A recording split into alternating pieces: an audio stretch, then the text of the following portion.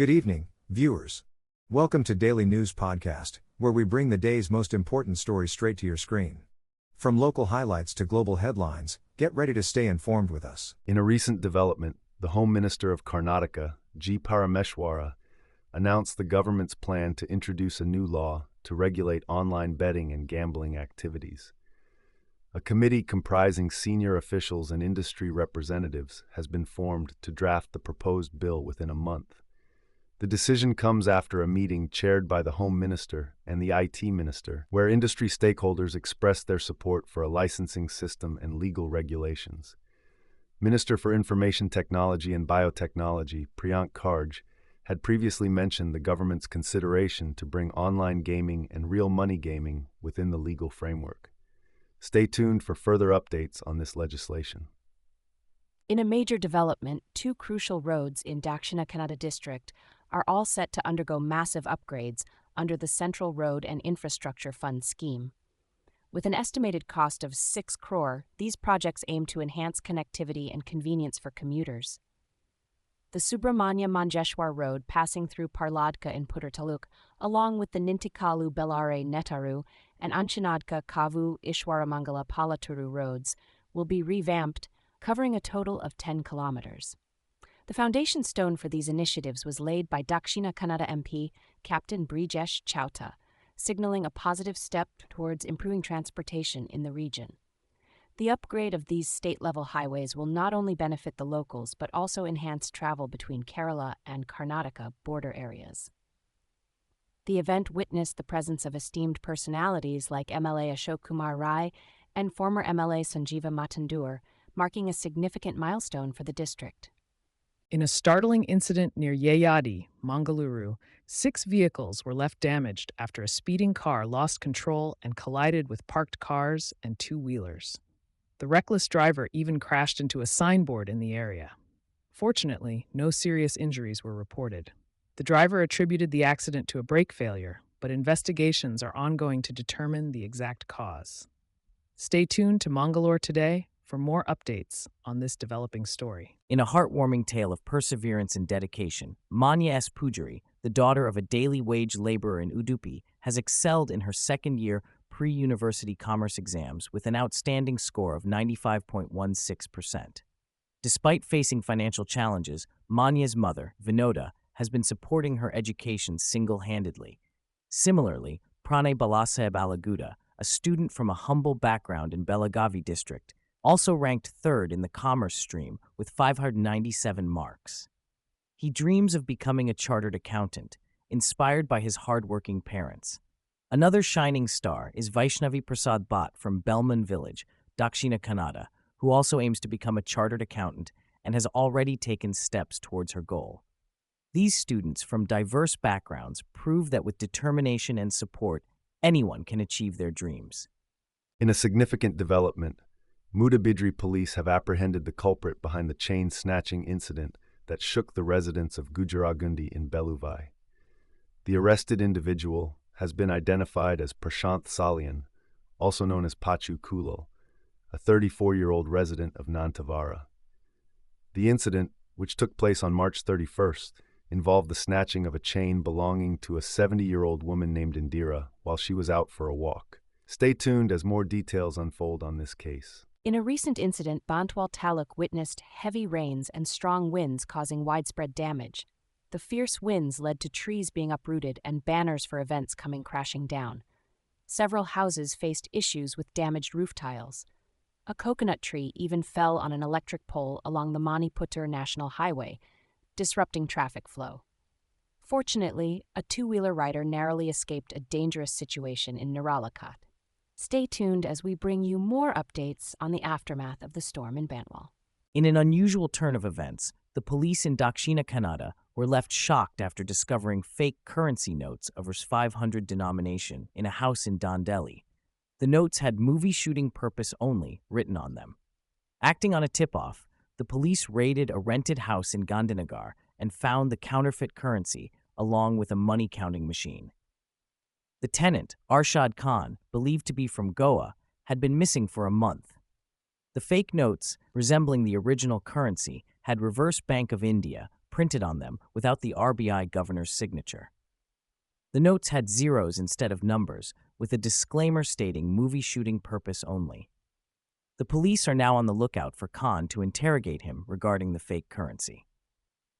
In a proud moment for Mangaluru, top students were felicitated by the Dakshina Kannada District Administration.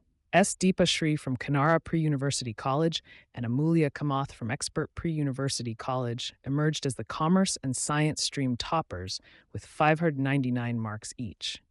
Deputy Commissioner MP Mulai Muhilan commended their dedication and study habits. Speaker of Legislative Assembly UT, Cotter applauded the overall academic excellence of Udupi and Dakshina Kannada students, emphasizing the region's commitment to quality education. Minister Lakshmi Habalkar also commended Udupi for securing the top position in the state, wishing the students a bright future ahead. In a tragic incident near SKS Junction in Mangaluru, 2 individuals lost their lives and 1 was critically injured after a motorcycle accident on the Kochi-Panvel National Highway 66. The deceased have been identified as Sankirth and C. Danurvade, while the injured individual, CB Sam, is currently receiving treatment at a private hospital. According to the police complaint filed by Rohan Jobi, the group was heading to Pumpwell Junction early in the morning when the accident occurred. Sankirth, with Danurvade and Sam as pillion riders, collided with a median, leading to the unfortunate outcome. Our thoughts are with the families of the victims during this difficult time. Stay tuned to Mangalore today for more updates on this developing story. In a shocking incident on a Delhi-Bangkok Air India flight, an Indian national allegedly urinated on a co-passenger today. Sources reveal that the unruly passenger, who was reportedly under the influence of alcohol, targeted the managing director of a company on board flight AI 2336. Air India confirmed the incident of unruly behavior and offered assistance to the aggrieved passenger. Civil Aviation Minister Ram Mohan Naidu Kinjarapu stated that necessary action will be taken if any wrongdoing is found. This is not the first time such incidents have been reported, with multiple cases of passengers behaving irresponsibly after consuming alcohol in the past 2 years. In heartwarming news, a unique love story has captured the hearts of many. Jacqueline Forero, a U.S. woman, has found love in Chandan, a man from a remote village in Andhra Pradesh. Their love story began on Instagram with a simple hi and blossomed into deep conversations over 14 months. Now they are all set to tie the knot, with Jacqueline expressing her excitement on social media. Despite facing challenges and judgments, the couple has garnered immense support from online users who share in their joy. Their journey, filled with love and faith, has inspired many across the globe. Jacqueline and Chandan are now working on getting Chandan's visa to start a new chapter of their lives together in the U.S., full of adventures and love. Their story proves that love knows no boundaries and can conquer all obstacles. In a recent statement, West Bengal Chief Minister Mamata Banerjee announced that the Amendment Act will not be enforced in the state. Emphasizing her commitment to protecting the rights of minority communities and their properties, she assured the Jain community in Kolkata that Bengal will not witness any divisive measures. Banerjee expressed concerns over the passing of the Waqf bill in the Lok Sabha and Rajya Sabha, highlighting the situation in neighboring Bangladesh. The act, which received presidential assent, has sparked discussions and debates across political circles. Stay tuned to Mangalore today for further updates on this development. Russia extends invite to PM Narendra Modi for Victory Day celebrations. Russia has extended an invitation to Prime Minister Narendra Modi to attend the May 9th celebrations commemorating the 80th anniversary of victory over Germany in World War II. The Deputy Foreign Minister of Russia, Andrei Rudenko, confirmed that the invitation has been sent, and Moscow is looking forward to PM Modi's presence at the parade. Several world leaders have been invited to participate in this year's Victory Day parade, which marks the anniversary of the signing of the Act of Unconditional Surrender of Germany in 1945.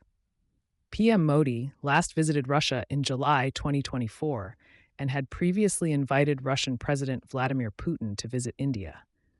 Putin has accepted PM Modi's invitation, although the dates of his visit to India are yet to be disclosed. The two leaders maintain regular communication through phone calls and in-person meetings during international events.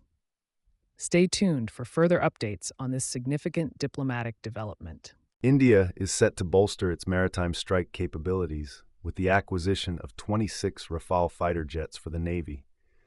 The government has initiated a deal worth over 63,000 crore to purchase these jets from France. The agreement is anticipated to be finalized during the upcoming visit of French Defense Minister Sébastien Lecornu to India later this month. These jets, including single-seater and twin-seater variants, will be positioned on the indigenously made NS Vikrant aircraft carrier. The decision comes as India aims to enhance its surveillance on Chinese activities in the Indian Ocean region. Navy Chief Admiral Dinesh Tripathi emphasized the Navy's readiness to counter any threats from neighboring countries as they adjust their strategies to ensure operational supremacy. In Yadgir district, a devastating electrical malfunction led to a series of fires in Jalabenchi village, causing extensive damage to nearly 100 homes. Videos of the incident have gone viral, showing sparks, smoke, and charred interiors. 2 people were injured but are in stable condition. Initial investigations suggest that strong winds may have caused aged electric wires to short-circuit, triggering the fires. The Gulbarga Electricity Supply Company is working on restoring power and repairing damaged lines. Villagers are concerned about outdated and deteriorating wiring in the area. Mangaluru, April 9, 2025. Tahawar Rana, a key figure in the 2008 Mumbai terror attacks, is en route to India after his extradition was approved by the U.S. Supreme Court. Rana, associated with terrorist David Coleman Headley, faced legal hurdles citing health concerns. Despite his claims of severe medical conditions, he will now face justice in India. The accused's extradition follows discussions between U.S. President Donald Trump and Indian PM Narendra Modi earlier this year. Rana, a businessman with alleged ties to Lashkar-e-Taiba and ISI, was previously acquitted in the U.S. but convicted on other charges. As the special plane carrying Rana prepares to land in India for trial, the Mangalore Today News will keep you updated on this significant development. In a move to aid the struggling economy amidst reciprocal tariffs imposed by the U.S., the RBI has reduced the key interest rate by 25 basis points for the second consecutive time. With the new rate set at 6%, this measure aims to provide relief to borrowers of home, auto, and corporate loans. RBI Governor Sanjay Malhotra announced the unanimous decision by the Monetary Policy Committee to slash the policy rate. This comes after the previous rate cut in February, which had brought the repo rate down to 6.25%. However, in light of global uncertainties, the RBI has revised the GDP growth forecast to 6.5%, down from the earlier projection of 6.7%. The recent reciprocal tariffs imposed by U.S. President Donald Trump on Indian imports further add to the economic challenges faced by the country. In a strong display of opposition, the BJP launched the Janakrosha Yatre in Chief Minister Siddaramaya's home turf of Mysuru, extending their fight against rising prices of essentials and special quotas in contracts to Mandya. Hundreds of BJP leaders and workers gathered, accusing the Congress-led government of looting public money. MLC C.T. Ravi claimed the government is surpassing legendary dacoits in their actions. Opposition leader R. Ashoka criticized the government's failures and urged the people to rise against them. Former CM D.V. Sadananda Gowda and other leaders joined the rally, with former MP Sumalatha Ambarish making a surprising appearance after a year-long absence from political events. Sumalatha emphasized the public's growing discontent with rising prices and false promises, showing unity with the BJP's cause in Mandya. That wraps up today's edition of the Daily News Podcast. We're grateful for your viewership. For additional details on today's stories, head over to mangaloretoday.com. And remember, subscribing to our channel keeps you ahead with the latest news. Stay informed, stay safe.